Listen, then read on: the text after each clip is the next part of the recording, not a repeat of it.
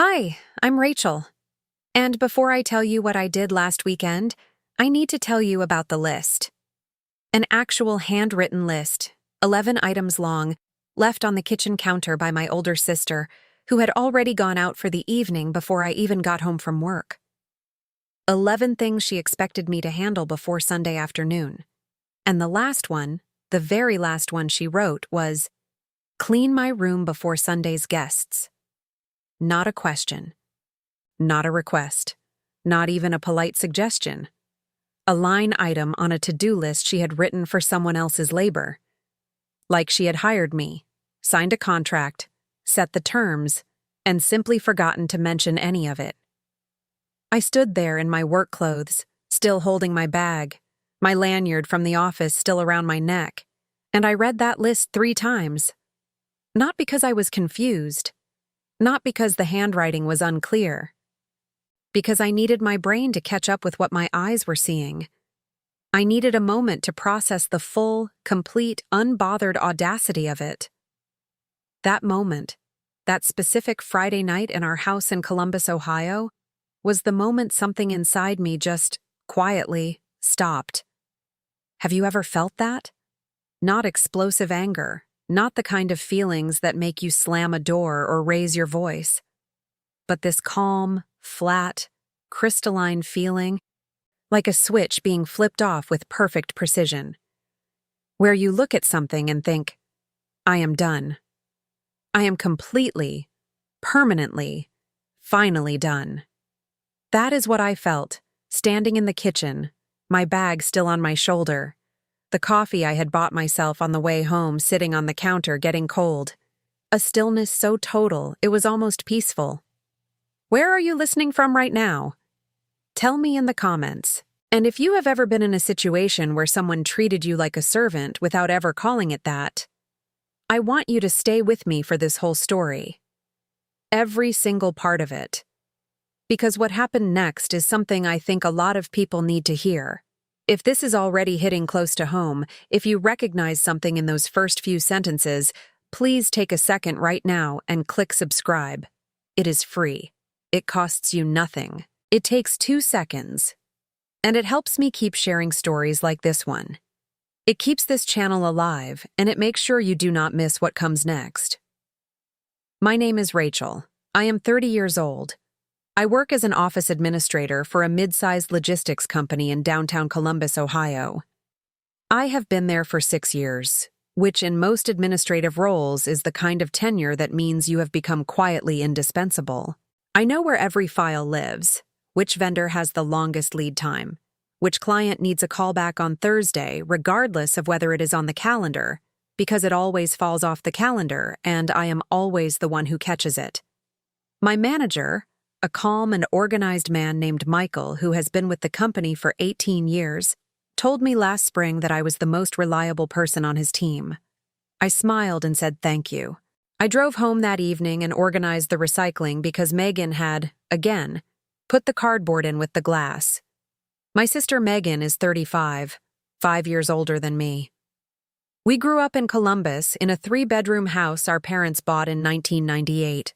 A corner lot in a neighborhood that was quiet and tree-lined, and, in the way of many Columbus neighborhoods, completely unremarkable in every way that made it feel like home. Our parents divorced when I was 17 and Megan was 22.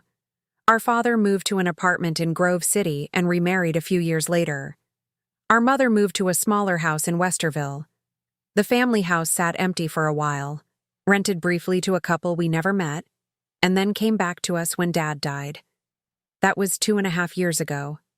A heart attack, fast and without warning, on a Tuesday afternoon in March. He was 61. He had been healthy, or at least nothing had suggested otherwise. He left the house to both of us in equal shares, which is what the estate lawyer called it, equal shares. And in the months after the funeral, when we were both still numb and raw, and operating on the kind of grief logic that makes things feel obvious that are not obvious at all, it seemed natural for Megan and me to move back in together. She had been renting an apartment in the short north, expensive and small. I had been in a 1-bedroom near my office, perfectly fine, nothing special. The house was there. It was familiar. It was already in our names. We would split the utilities and the property taxes and the household expenses, and that would be a reasonable, adult, practical arrangement. I want to be honest about something, because this story only makes sense if I am completely honest. I have known my sister my entire life, and I have known for most of that life that we have very different relationships with the concept of maintenance. Maintenance, in the way I mean it here, is all the invisible work that keeps a life functional. Paying bills before the due date, noticing when something is running low, remembering which day the trash goes out, knowing the name of the plumber because you needed one 3 years ago and wrote it down. Megan does not have a talent for this. I always have. Even as children, I was the one who remembered when the permission slips were due, who knew where the scissors were, who noticed the calendar on the fridge. It was not something I was praised for. I simply filled a vacuum because the vacuum was there, and I could not stand to watch it sit empty. When we moved back into the house that spring, I told myself things would be different now. We were adults. We both had jobs. We both had routines and responsibilities. We would figure out a fair system. I bought a dry erase board at the hardware store and mounted it on the kitchen wall and wrote both our names at the top in different colors. I was excited about it in a way that feels a little embarrassing in retrospect. I thought, this is the kind of thing adults do. They make systems. They have conversations. They divide tasks equitably and acknowledge one another's contributions. I used that board for 16 days. Megan wrote on it exactly once, to draw a small sun in the corner of the white space, which I found charming at the time and which now reads to me as something different. What happened instead of the equitable adult system was this. The first time the water bill was overdue, I paid it, because I was the one who saw the envelope on the counter and recognized the red notice stripe at the top. Megan walked past it 4 times that week. The first time the gutters needed cleaning, I called a service, because I was the one who stood at the kitchen window during a rainstorm and heard the water overflowing onto the back porch instead of draining properly. I researched 2 companies, compared their rates, scheduled the appointment, waited at home for them, and paid the invoice. Megan came home that afternoon and said, "Oh, the gutters look better." That was the full extent of the exchange. She did not ask how I had arranged it. She did not offer to cover the cost. It was as if the gutters had cleaned themselves. As if maintenance were a natural phenomenon, like weather, that simply happened without any human effort. The grocery situation crystallized within the first 2 months. I had set up a weekly delivery subscription, which I thought we would share, meaning we would both add items to the cart before the weekly cutoff. What happened instead was that Megan added 3 or 4 items per week and I added the rest. The rest being all the staples, the cleaning supplies, the toiletries for the shared bathroom, the occasional household item that had run out. I was spending roughly $200 a month on groceries. Megan was spending $30 on the specialty yogurt she liked and the particular brand of sparkling water she drank. I watched this pattern for 6 weeks before I considered saying anything, and by then I had already fallen into the trap that makes these situations so hard to escape. I had let it go on long enough that raising it felt like an accusation. I had no way to say I've been covering the majority of the household expenses without it sounding like a bill I was presenting for collection. And Megan has never responded well to things that feel like accusations. She gets defensive. Her voice gets tight. The air in the house gets strange for days afterward. I told myself, it is not worth the atmosphere it would create. I will let it go. I let a lot of things go that first spring. I let go of the fact that she left dishes in the sink overnight. I let go of the stovetop situation, which was chronic, the result of her cooking style, which involved a great deal of oil and high heat and no particular attention to splatter. I let go of the bathroom counter, which after her morning routine looked like a cosmetics store had experienced some kind of seismic event. I let go of the living room cushions, which she rearranged when she watched television in a way that somehow made the couch look abandoned. I let go of the back porch door, which she left unlocked overnight at least 3 times a week. I let go of the smoke detector whose battery was low and chirped once every 45 seconds for 11 days until I finally climbed on a chair and changed it myself at 6 in the morning because I could not sleep through it anymore, and Megan apparently could. Each one of these things individually is small. Each one is the kind of thing that could be said without drama in a healthy dynamic. Hey, can you make sure the back door is locked at night? One sentence, 10 seconds. And yet I did not say it. Because saying it once meant having the conversation, and having the conversation meant Megan getting defensive, and Megan getting defensive meant the atmosphere of the house shifting, and the atmosphere of the house shifting affected everything: my sleep, my mornings, my ability to come home after a long day and feel even slightly at ease. So I locked the door myself. Every night. Quietly. Without comment. That is how it works. That is the erosion. Not one dramatic choice, not a single moment where you decide to absorb someone else's responsibilities. 100 small calculations, each one reasonable in isolation, each one building the floor a little lower. And by the time you notice the pattern, you are already so far underground that the light from the surface barely reaches you. By month 4, I was managing the household on a level that went well beyond what any reasonable split would look like. I was waking up early to do laundry before work because we shared the machine, and weekends had become complicated. I was coming home on lunch breaks to meet contractors Megan had called and scheduled and then could not be there for, because her lunch meetings were non-negotiable, but mine apparently were. I was handling the property insurance renewal, which involved 2 phone calls and a faxed document, and I realize I am saying faxed document in the 21st century, but that is what the insurance company required, and I am the one who figured out how to send it. I was the one who knew the name of the electrician and the plumber, and the woman who came to clean the carpets in spring. I was the one who tracked the HVAC filter schedule and the pest control appointments. I was invisible infrastructure, present, necessary, and entirely unacknowledged. Megan, during this same period, was living her best life. I say this not with bitterness, or not only with bitterness. I say it because it is true and because the contrast matters. She was thriving. She had been promoted at her firm, which was a real estate marketing company with a nice open-plan office in the short north. She had interesting projects and client lunches and industry events she dressed well for. She had Brian, who was handsome and easygoing and seemed to adore her, and their relationship involved a lot of dinners and weekend trips, and the kind of easy affection that looks effortless from the outside. She had her gym classes, her friends, her social calendar. She came home some evenings glowing with the energy of a day well spent, talking about an account she had landed or a concept she was developing.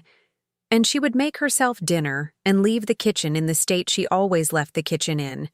And I would eat whatever I had managed to put together, and then quietly restore the kitchen to functioning order after she went to her room. I do not want to make Megan sound like a villain.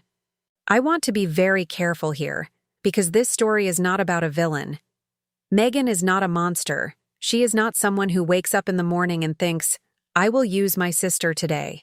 She is someone who found a system that worked for her and had no reason to examine it because I never gave her a reason. Every time I silently did the thing she expected, I confirmed that the expectation was acceptable. I was not being selfless. I was being avoidant. I was choosing the short-term comfort of a smooth surface over the longer discomfort of an honest conversation. I taught her how to treat me. I know that. It does not make what she did right. But it makes it something other than mystery. The shift from shared household management to something that felt more like employment began around month 5. I remember the specific moment it turned, the way you sometimes can, in retrospect. It was a Saturday morning and I was doing laundry, which I had been doing every Saturday since we moved in, because that was when I had time and it had become routine. Megan appeared in the doorway of the laundry room in her robe, holding a pile of her own clothes. "Can you throw these in with yours?" she asked. "I'm running behind." Sure, I said, because I was already doing laundry and her clothes would fit in the load. She left for her gym class. She came back 2 hours later. I had washed and dried her clothes along with mine. I had folded them and left them in a neat pile on the dryer, because that is what I do. She picked up the pile without comment and carried it to her room. No thank you. No acknowledgement that I had done something. It was as if this had always been the arrangement. As if my laundry routine had always included her laundry as a matter of course. And that is when it became a matter of course. The following Saturday, her clothes were in a pile in the hallway before I had even started sorting my own. Not asked about, not discussed, just waiting. I looked at them for a moment. Then I picked them up and put them in the machine. Because she was still asleep and the machine was running anyway, and it did not seem like the right moment to have the conversation. And then the Saturday after that. And the Saturday after that. Within 6 weeks, doing laundry had been silently redefined to mean doing both our laundry, and no one had signed anything, and I had not agreed to anything, and yet here I was, folding her yoga pants on a Saturday morning when I could have been doing absolutely anything else. Her room was the next frontier. I want to tell you how it happened because it matters that you understand the mechanism. It did not start with a demand. It started with a specific situation that had a specific logic. Her college friend was visiting from out of town, coming to the house on a Saturday afternoon, and Megan had had a brutal week at work. Could you just grab the dishes out of my room and run the vacuum real quick? The place is a mess and I don't have time. I've been in back-to-back meetings all week. I did it, because her friend was coming and it would have been awkward and the ask had a clear reason attached to it. One time, specific circumstance, understandable. Her friend came. Her friend left. The room got messy again within 48 hours. 2 weeks later, another occasion. Different guest. Same ask. Could you just? And I did. And then another time after that. And at some point, could you just became absent from the sentence entirely, because the sentence had become unnecessary. She stopped asking. She simply left the door open and the room available for me to see. And I would see it, and I would handle it. Because not handling it created a feeling inside me that I did not know how to sit with comfortably. By month 7, cleaning Megan's room had become part of my week the same way changing the water filter had, and tracking the pest control schedule had, and running her prescriptions. I cleaned it when it needed cleaning. I did not measure whether it needed cleaning by any standard except, would I be comfortable if someone walked in right now? Her standard, it turned out. My labor. The thing that people who have not been in this kind of situation do not understand is what it does to you cumulatively. Not each thing separately. The whole of it together, layered, week after week. What it does is make you very quiet. Not sad exactly, not angry all the time, just quiet. You stop expecting gratitude because expecting it, and not receiving it, creates a specific kind of pain that is worse than the numbness of not expecting anything at all. You lower your hope incrementally to match the reality. The way you adjust your eyes to a room that is gradually getting darker until you forget what the room looked like in full light. I stopped mentioning the things I had done. Megan's response was always something in the register of, "Oh, thanks," delivered in the same tone you might use to acknowledge that someone had handed you a pen. So I stopped mentioning it. And by stopping, I finished the erasure. The tasks became invisible. I became invisible. Not a person sharing a house with her sister, but a system running in the background, humming along below the level of notice. I told almost no one what was happening. I did not tell my mother because I did not want her to worry, and because telling her would have meant hearing, "Have you talked to Megan about it?" Which I could not have answered honestly. I did not tell most of my friends because explaining the accumulation takes a long time, and I was tired. I told Ashley, my closest friend, in fragments, enough for her to understand there was a pattern, not enough for her to understand how deep it went. Ashley, who is perceptive in the way of people who have been paying attention to others their whole lives, Let me tell her as much as I was ready to tell her, and waited. The week before the list happened was the worst week we had had. I am going to describe it to you in order, because the order matters. Monday. I stayed 2 hours late at work because a colleague was out sick, and we had a delivery processing deadline that was not going to move. I got home at 7:15, made toast, and cleaned the kitchen because Megan had apparently cooked a full meal and departed, leaving the stove and 2 pots and a cutting board behind. I ate standing up at the counter and went to bed at 9:30. Tuesday. I drove 40 minutes round trip on my lunch break to pick up a prescription for Megan from a pharmacy in Clintonville, because she couldn't get away from my desk. It's the end of the month. Everything is on fire. I picked up the prescription. I put it on the counter next to the coffee maker where she would see it. I went back to work. She texted me that evening. Got the meds, TEX. One of those small TEX texts that acknowledges receipt but not effort. Wednesday. I spent 45 minutes on the phone with our property insurance company because there was a discrepancy in the renewal paperwork. A digit wrong on the policy number, which meant our coverage technically had a gap and needed to be corrected before the renewal deadline at the end of the month. Megan had received the notice. I know this because it was in the mail she had opened and left on the kitchen table. She had not called them. I do not know if she had planned to call them or if she was waiting for me to notice it. I called them. I corrected the discrepancy. I documented everything in an email and sent a copy to Megan. She replied, "You're the best." Thursday, I came home to find the washing machine mid-cycle, paused. Megan had started a load and then received a call and gone out. The clothes had been sitting in the wet drum for several hours. I transferred them to the dryer, set it running, started my own load, made dinner, watched 20 minutes of television, folded both loads when they were done, left hers on the dryer, and went to bed. Friday, I wore my good blazer because I had a quarterly review presentation in the morning. It went well. Michael told me the numbers I had put together were excellent, clear, and well organized, and asked if I would be willing to present them to the broader team next month. I said yes. On the way home, I stopped at the coffee place near the office, the one I walk past every day but usually skip because of the line. I waited in the line. I ordered the latte with the lavender syrup that I always think about and never get. I was going to go home and drink it slowly and watch something I had been meaning to watch and go to bed at a reasonable hour. I was going to rest. That was the whole plan. Rest. The house was quiet when I got home. Megan had texted around noon to say she was heading to Brian's for the weekend. I had read that text while eating at my desk and felt, immediately and guiltily, a small, unmistakable sense of relief. 2 days to myself. 2 days of coming and going without adjusting my rhythm to someone else's.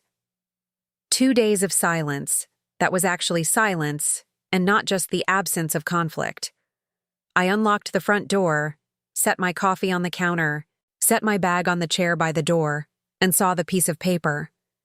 A half sheet torn from a notepad, the yellow one we kept in the kitchen drawer, her handwriting in blue ballpoint pen. Neat letters, unhurried, organized. She had sat down and thought about this. She had made a real list, the way you make a list for an errand run, and she had left it on the counter where I would find it, and she had gone. I am going to read you the list. I have it memorized. The items were: get the grocery delivery sorted before Sunday, pick up extra paper towels from the hall closet if we have them, or add to the order. Make sure we have wine glasses out. Call and confirm the reservation at Rossi's for 6 o'clock. Make sure the guest bathroom has fresh towels and is stocked. Set out the nice plates on the hutch, not the everyday ones. Clear the dining table. Put fresh flowers somewhere, if there are any from last week still usable. Make sure the entryway is tidy. Check that the guest bathroom mirror is clean. And, item 11, clean my room before Sunday's guests. I read it once. I set it down. I picked up my coffee and took a sip. It had cooled slightly in the car, and now it was not quite the temperature I wanted, but I drank it anyway. I read the list again, more slowly this time, starting at item 1 and going through to 11. Then I read it a third time. And on the third reading, something in my brain did a specific kind of shift. Not anger, not outrage. Something more like the moment a camera finally focuses. Everything that had been slightly blurry suddenly rendered in absolute sharpness. The laundry, the room, the prescriptions, the insurance call, the gutters and the water bill and the smoke detector at 6 in the morning. All of it, laid in a line, connected, clear, and at the end of the line, this list. I took out my phone and photographed it. Clear images, both sides, well lit, every word legible. I sent them to myself via email. I saved them to my photos. I did not yet know exactly why I was doing this. I only knew, with a certainty I had not felt about anything in months, that I needed to have these images. Then I set the list back on the counter, took my coffee to the couch, sat down, and opened the Miles app on my phone. I have a travel rewards credit card that I opened when I was 24, because a coworker told me the sign-on bonus was worth it, and she was right. I have been using the card for everything since then, all my regular purchases, and watching the points accumulate in the way you watch a jar fill with coins, something you know is happening, but never quite bring yourself to spend. I had never redeemed the points. I always had a vague intention to, someday, for something that felt worth it. I had a running mental list of places I had wanted to go for years and never gotten around to. Nashville was near the top of that list. I had been to Nashville once, for a friend's bachelorette weekend, the year I was 26. We had done the honky-tonk thing on Broadway, which was fun and loud and not really my scene. And then on the last morning, the Sunday morning, I had slipped out early while everyone else was sleeping and walked through the Gulch neighborhood alone for an hour before breakfast. It was quiet in the way that cities are quiet before they wake up. All the potential of the place visible without the noise of it. I had walked past murals and small storefronts and a coffee shop that was just opening, and I had bought a cup and stood on the sidewalk and thought, I want to come back and actually see this place, not the bachelorette version. The real version. Myself. With no schedule and nowhere to be. That had been 4 years ago. I had not been back. I looked at flights from Columbus to Nashville. Direct, about 70 minutes in the air. There were seats available on a Saturday morning departure. Good time. Returning Sunday evening. Round trip with my miles. I looked at hotels downtown. I found a boutique place on 5th Avenue North, 96 rooms, a rooftop terrace, a restaurant on the ground floor with a menu I read carefully and found very good. The reviews mentioned the Sunday morning light through the east-facing rooms. I booked it. I used points for the hotel, too. Then I found a 2-hour walking tour of East Nashville for Saturday afternoon, run by a local historian. I found a brunch reservation for Sunday morning at a place I had read about twice in the last year and never acted on. I found a dinner reservation for Saturday night at the rooftop restaurant, a table by the railing. 7 o'clock.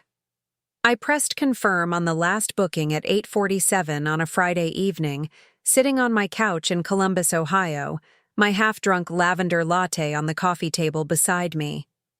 And I sat back and looked at my phone and felt something I had not felt in a very long time. Not happiness, not triumph. Something quieter and more essential than either of those things. Recognition. Like I had just been reminded that I was a person who existed for reasons other than being useful. Like something that had been offline for a long time had just come back on. I did not call Megan. I did not text her. I did not draft an announcement or an explanation. I set my phone on the charging pad and went to bed at 9:45, and I slept better than I had in weeks. Saturday morning I woke up at 6:30, which is not sleeping in by any measure but is, for me, the pace of someone who is not rushing toward anything. I made coffee. I watered the plant on the kitchen windowsill, the small pothos that had been there since before Dad died, because it was not the plant's fault and someone needed to water it.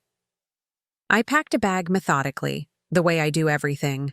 The dress I had been saving for a dinner I never had, comfortable walking shoes, the book I had been carrying in my bag for 6 weeks without opening. I checked my charger. I double-checked my flight confirmation. And then I wrote a note on a Post-it note, yellow, from the same pad Megan had used for her list, and I pressed it directly onto her list where it lay on the counter. I wrote, "Enjoying the weekend. Good luck with the guests." 5 words for 11 items. I looked at it for a moment. Then I picked up my bag and walked to my car. I called Ashley from the driveway. She answered on the second ring. Ashley is the kind of friend who answers on the second ring when she recognizes your number, because she knows if you are calling instead of texting, something is happening. I told her everything, from the list to the booking to the note on the counter, in about 3 minutes flat, sitting in my car in the driveway with the engine running. She was quiet when I finished. One of Ashley's defining qualities is that she is never quiet when she does not mean to be. Her silence is always considered. After a moment, she said, "Good." Just that one word, simple, flat, absolute. And then, "You're not being cruel, Rachel. You're just done being used." She said it the way you say something that has been true for a while and has simply been waiting for the right moment to be said out loud. I almost cried, not because it was sad, because it was true, because someone else was saying it and I could stop being the only one who carried the knowledge of it. I had been holding that truth alone in a closed room for 7 months, and she had just opened a window. "Have an actual good time," Ashley said. "Don't spend the whole trip in your head waiting for her to call." I said I would try. She said, "I know you'll try." Then she said, "Call me when you land." I said I would. We hung up. I backed out of the driveway and pointed the car toward the airport. The flight was smooth and fast. I had a window seat. I watched the flat rectangle of Columbus fall away below me, the street grid and the rooftops and the particular shade of Ohio sky going abstract and small beneath the clouds. I ordered a coffee from the flight attendant and it was perfectly ordinary, and I drank it while reading 30 pages of my book. 30 pages. On a Friday between my office and a coffee shop, I would not have been able to read 3. Something about being in the air removed me from the orbit of everything I was supposed to be managing, and in that removal, I could simply be a person sitting in a seat, drinking coffee, reading a book, going somewhere. Nashville was warm when I stepped outside the terminal. June warmth, different from Columbus June, fuller somehow, the air doing that thing southern air does in summer, where it wraps around you rather than just surrounding you. I got to the hotel around noon. My room was not ready, so I left my bag with the front desk and walked out into the city. I found a lunch spot with a patio on a side street, a grilled chicken sandwich and an iced tea that I ate slowly at a table outside, watching the Saturday crowd move past. A couple walking with a stroller, a group of women in sundresses heading somewhere with intention, a man on a bicycle with a dog in the front basket, which I watched for a full block as they moved down the street. I did nothing useful for an hour. This sounds simple, and it is not, or it was not for me at that point, because something in me had become so accustomed to filling idle time with tasks that sitting still and watching a street without any agenda felt like a skill I had unlearned. My hands wanted to find something to organize. My brain kept drifting back to Columbus, to whether the grocery delivery had arrived, to whether Megan had seen my note yet, to whether the guest bathroom had enough soap. I would catch myself doing it, running these calculations, and I would notice the catching and think, that is not your problem today. That is not your life today. Today your life is this patio and this iced tea and this dog in a bicycle basket. And then I would be present for another few minutes before the pull happened again. That is what it is like to leave a situation you have been embedded in too long. You cannot simply depart the mental architecture of it just because you have physically left. The habits of attention follow you. The reflexes are still primed. You have to consciously, repeatedly, Redirect yourself toward the actual present, the sandwich, the street, the afternoon, away from the invisible maintenance of a life that will, in fact, manage without you. If you are hearing this and thinking, I know what that pull feels like. I know what it is to be present in one place while your mind is running triage on another, please subscribe right now. Seriously, right this second, hit that button. It is free and it matters, because every time you subscribe, you are telling me that this kind of story deserves to be shared, and that keeps me here doing exactly this. Leave a comment too. Tell me your situation. Tell me what your list looked like. The East Nashville walking tour was Saturday afternoon, meeting at a coffee shop on Gallatin Avenue at 2 o'clock. Our guide was a woman named Jessica who had lived in the neighborhood for 12 years, since before the rapid development that had changed large parts of it. She was one of those guides who knows a place from the inside rather than from research, who can tell you which house belonged to which family, and why the corner lot has a different style from its neighbors, and what the block felt like before the coffee shop was a coffee shop. We walked for 2 hours through streets lined with craftsman bungalows, some restored, some still in original condition, past murals painted on the sides of old commercial buildings, past the kind of small independent businesses that carry themselves with the confidence of places that have been there long enough not to need to announce themselves. At one point, Jessica stopped us in front of a building on a corner, a converted commercial space, the kind with large windows and exposed brick visible through them. She told us it had been a laundromat for 40 years, opened by a family from East Tennessee who had moved to Nashville in the 70s. The family had eventually sold it and moved to a retirement community in Brentwood. The building was now a printmaking studio and gallery. She said, "The older son still comes by sometimes. He told me once he didn't come out of sadness. He came because he liked seeing the space still being used. That was the thing his family had cared about. That it mattered to someone. That it kept going." She moved on to the next block. I stayed for a moment longer, looking at the building.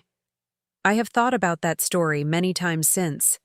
The family had kept that laundromat going for 40 years, unlocked the door every morning, locked it every night.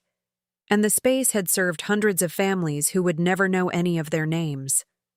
There is something beautiful in that, and something that needs to be examined carefully, because the beauty and the danger are very close together. Work done in love is not the same as work done out of obligation, but from the outside, they look exactly the same.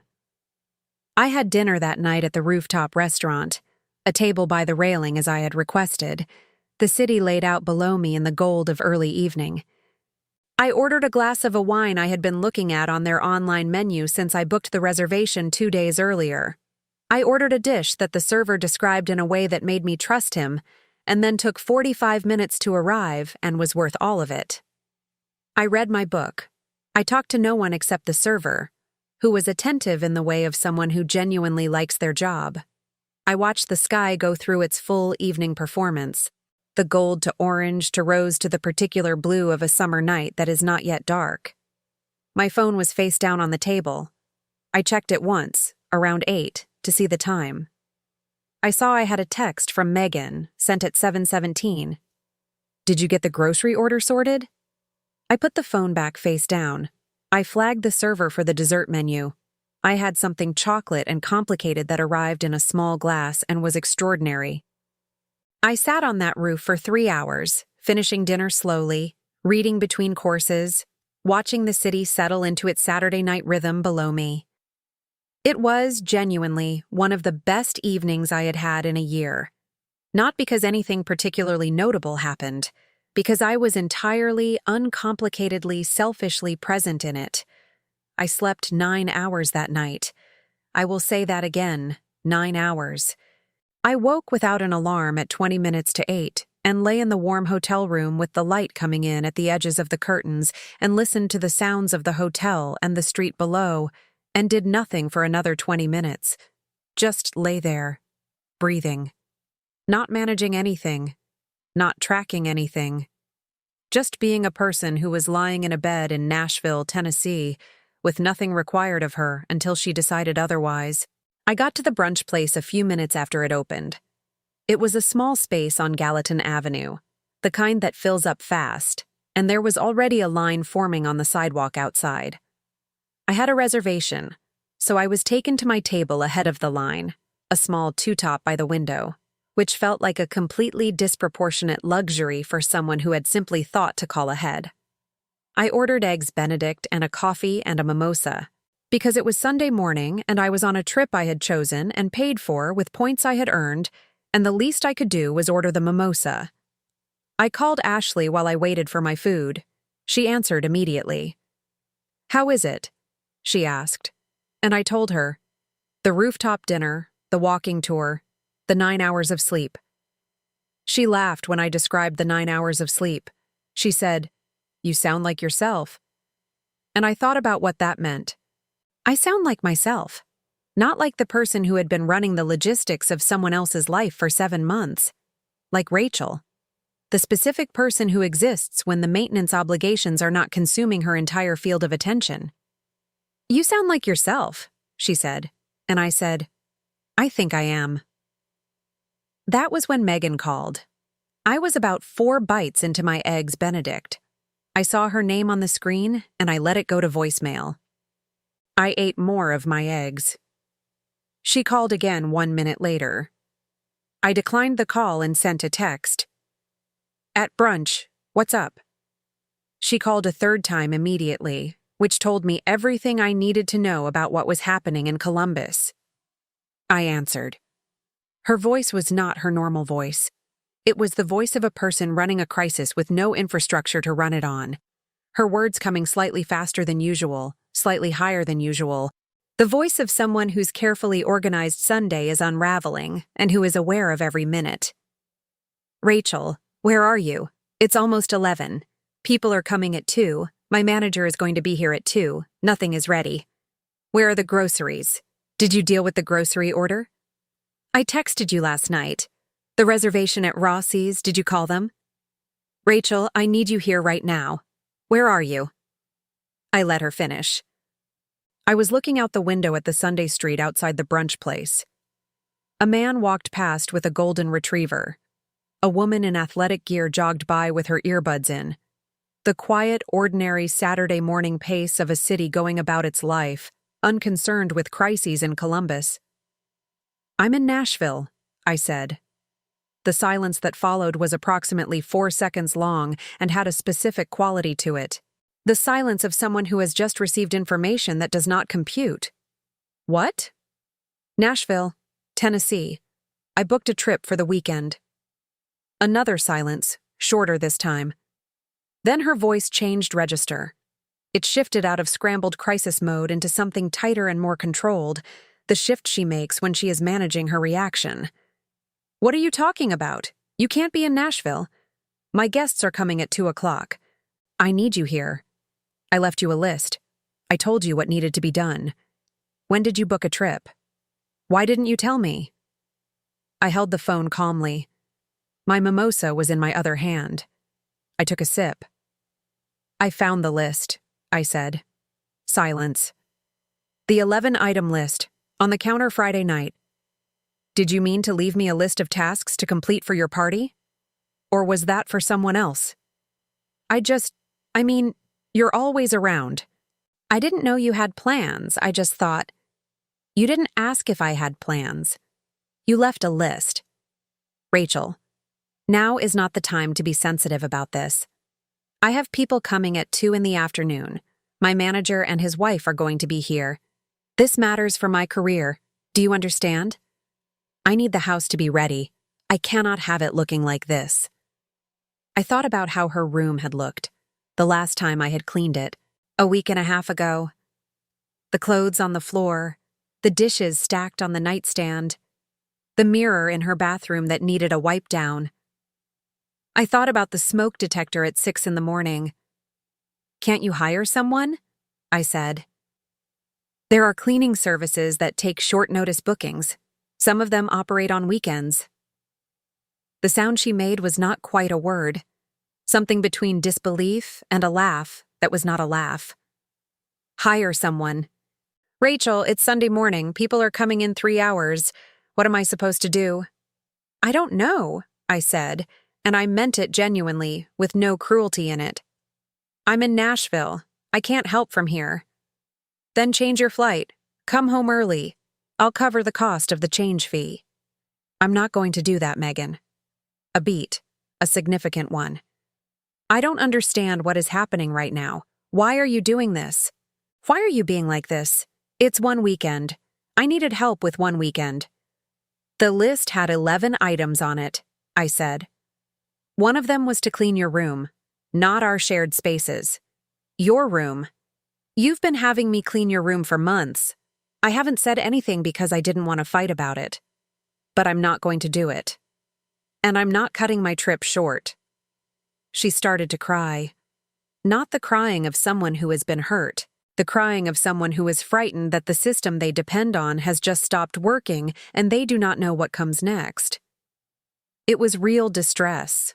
I do not doubt that. I also recognized that the distress was not about me or about anything I had done. It was about the gap between what she had expected and what was available. And that gap was real information about what she had been expecting, about what she had been counting on, without naming it or examining it, or once asking whether it was fair. I don't understand why you're punishing me, she said. I don't understand what I did. I held the phone. The server appeared at my elbow with a coffee refill, noticed I was on a call, and withdrew quietly with a small professional nod. I felt a strange, uncomplicated gratitude for that small, quiet act of human consideration. I'm not punishing you, I said. I'm spending my weekend the way I want to. I'll be home Sunday evening. She hung up. Not with anger exactly. With the emphasis of someone who is finished with a conversation that has not gone the way they needed it to go. I set my phone face down on the table. My eggs Benedict had gotten slightly cool.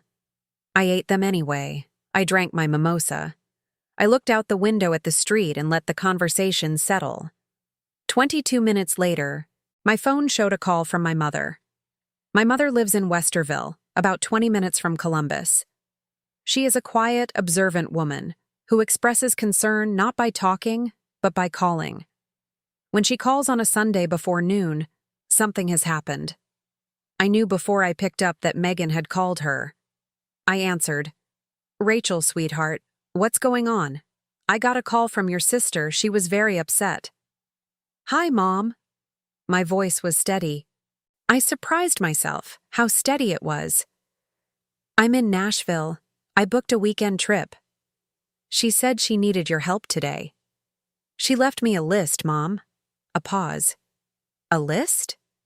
On the kitchen counter Friday night. 11 items. Things she expected me to handle before her guests arrived today. She left it and went to Brian's. She wasn't home when I got back from work. She just left a list. I paused. The last item was to clean her room. My mother's silence had a quality I recognized. It was the silence of someone who is processing information against a background of things they had already suspected. She did not rush to fill it. She wrote that? To clean her bedroom? It's item 11. I have a photograph of it. I'm going to send it to you right now. I pulled up the photos while I was still on the phone and sent them as a text. The 2 images, clear and readable, every word in Megan's blue ballpoint pen. I heard my mother's breathing change as she looked at them. How long has this been going on, Rachel? And there it was. The question that is not really a question but a permission. How long has this been going on? Not, are you sure? And not, but Megan is very stressed right now. And not, maybe she just didn't think. The version of the question that assumes something has been going on. That opens a door. I told her. Not every specific instance, not each individual task mapped to a date, but the shape of it, the architecture of the last 7 months, the laundry, the room, the phone calls I had made on her behalf.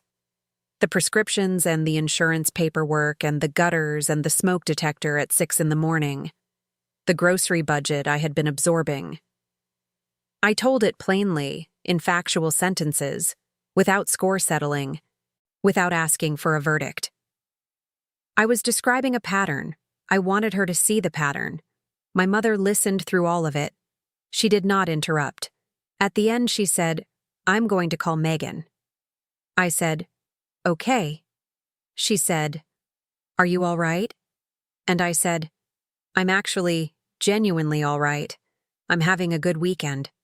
She said, "Good, stay and finish it." She said it the way she says things she means completely. Stay and finish it. I did not hear from Megan again that day. I heard from Ashley, who texted at 1:30 to ask, "Did it happen?" And when I told her the whole sequence, she sent me back a message that was longer than I expected, and generous, and ended with, "I am proud of you for holding your ground. That was harder than it sounds." It was harder than it sounds, because even while my voice was calm and my reasons were clear, part of me was running the old calculation. What if I am wrong?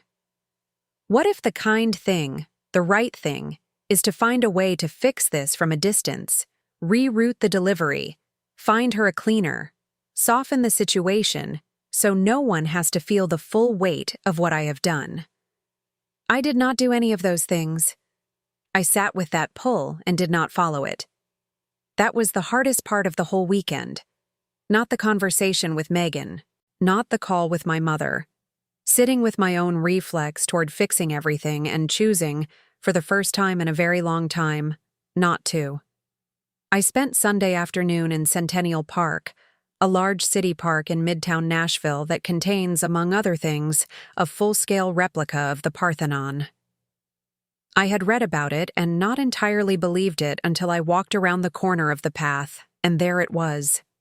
Enormous, white, perfectly proportioned, rising out of an ordinary municipal park surrounded by families on picnic blankets and kids running and dogs on leashes.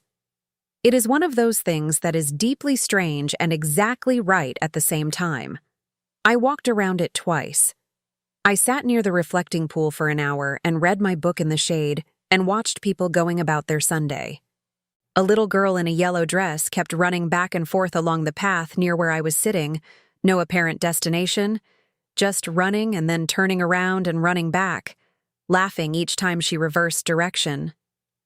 Her father was sitting on a bench nearby, watching her with the easy attention of someone who is genuinely enjoying what he is seeing. She ran past me 3 times, and on the 3rd pass, she stopped and looked at me very seriously.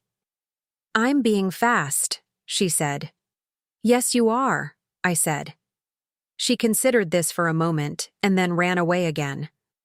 I thought about what it would feel like to run for no reason and laugh about it. I could not immediately recall the last time I had done anything like that. I caught my Sunday evening flight with no difficulty. Window seat again, different side, the sun going down on the Tennessee hills. The book was almost finished. I read the last 40 pages in the air. The landing was smooth. Columbus received me back into its ordinary grid without ceremony. I want to tell you what I found when I got home, because it is the detail that matters most. The house was clean, not professional clean, not the result of any service I had arranged, but functional. The kitchen had been dealt with. The dining table was clear. The entryway was tidy. The guest bathroom, when I glanced in on my way to my room, had fresh towels on the rack. Megan had done it, or had found someone to help her do it, or had called Brian and worked through it together. I do not know the exact mechanics.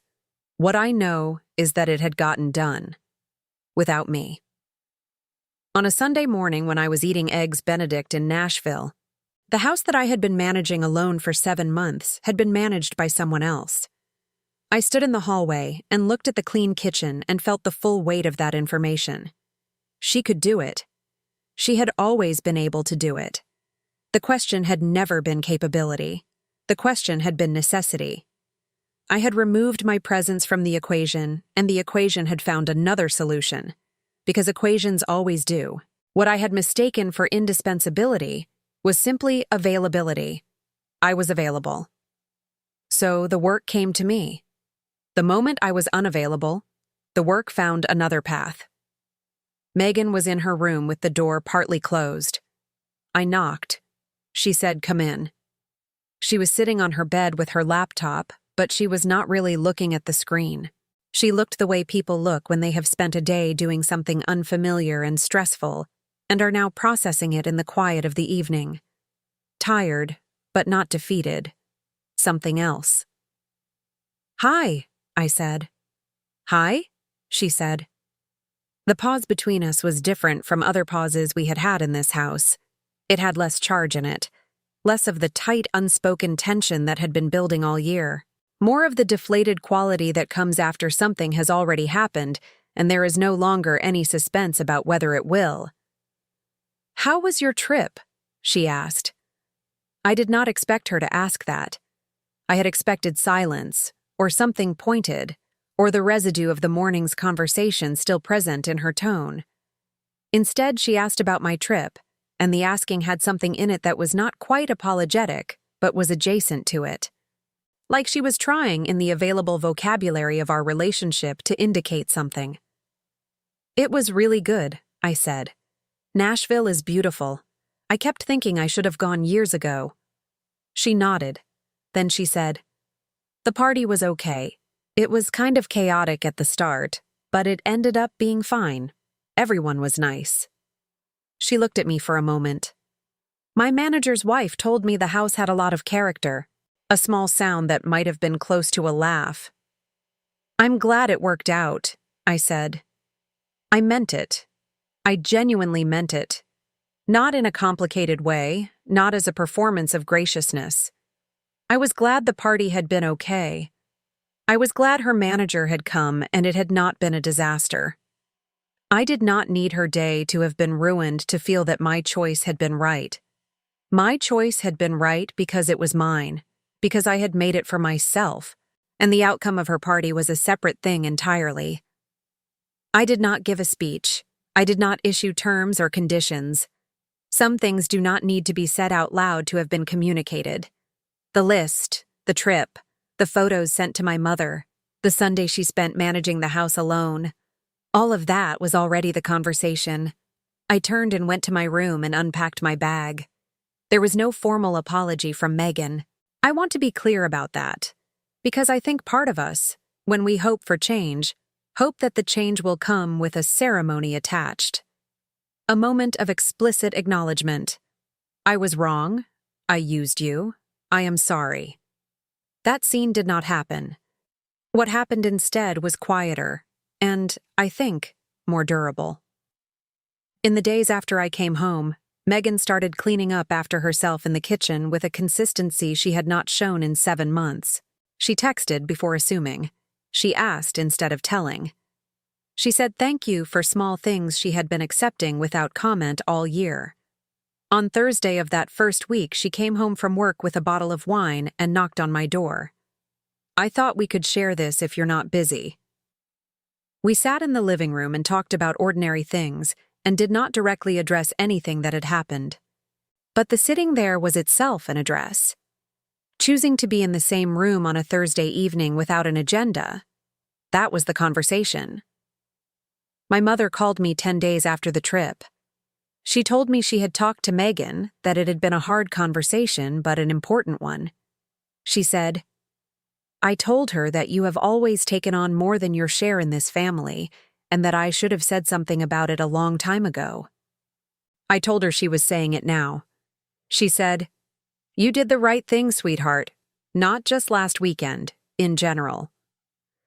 When we hung up, I sat for a moment and felt the quiet weight of having been seen by my mother in a way I had needed for a long time. The dynamic between Megan and me did not reverse. It settled into something more honest and more reciprocal.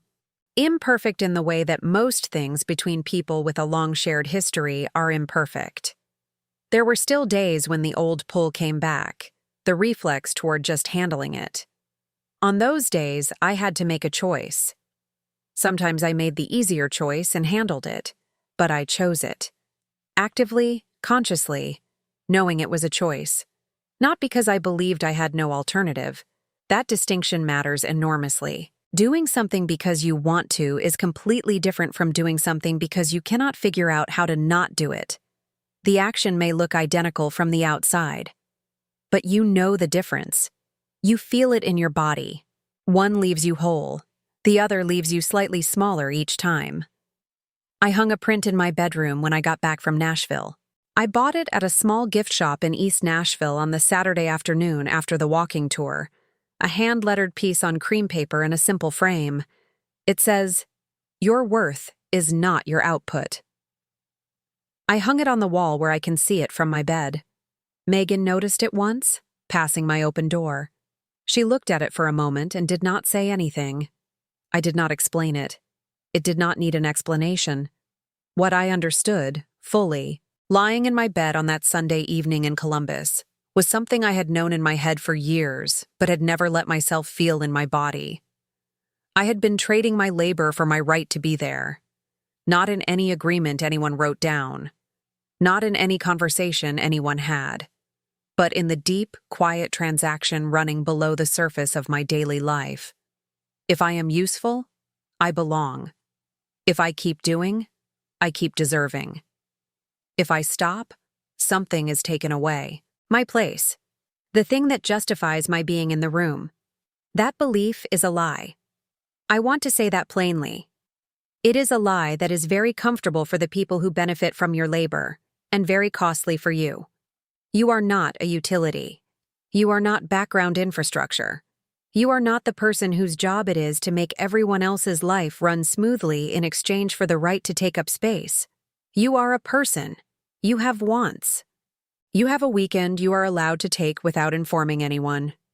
You have miles you earned that you can spend on a trip to wherever you have always wanted to go.